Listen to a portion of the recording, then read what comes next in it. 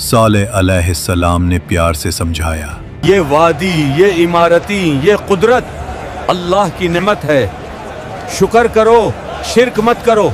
मगर कौम का जवाब था, बेसबूत बातें न करो। अगर तुम सच्चे नबी हो तो निशानी दिखाओ।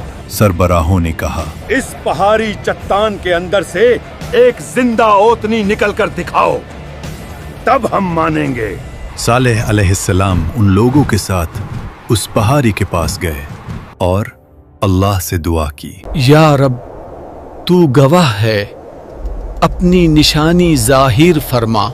फिर एक लम्हा वाड़ी का रंग बदल गया, पहाड़ बीच से फट गया। रोशनी की लहर ने सबको चौंका दिया और फिर एक अजीम ऊँटनी चट्टान से निकल आई। वो आम ऊँटनी नहीं थी, कुरान में इसे नाकतुल्लाह, अल्लाह की ऊँटनी, और आया एक निशानी कहा गया। उसकी हैबत, उसकी अजीमत, कौम की आंखों ने पहली दफा कुछ ऐसा देखा था। मोजिज़ा यहीं रुकता नहीं था। ऊँटनी वाड़ी के कुआं से पूरा दिन पानी पीती थी और पूरा कुआं खाली हो जाता था। लोग परेशान हो जाते, कुआं का सारा पानी खत्म हो गया। मगर अल्लाह ने इसका मुआवजा भी दिया था।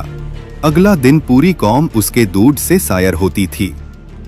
इतना दूध के हर घर, हर जानवर, हर बच्चा, सबकी जरूरत पूरी होती। एक दिन ओतनी कुएं से पानी पिएगी तो उस दिन कोई भी उस कुएं से पानी नहीं पाएगा। और अगले दिन तुम सब कुएं से पानी पी सकते हो। यानी एक दिन ओतनी का और अगले दिन लोगों का।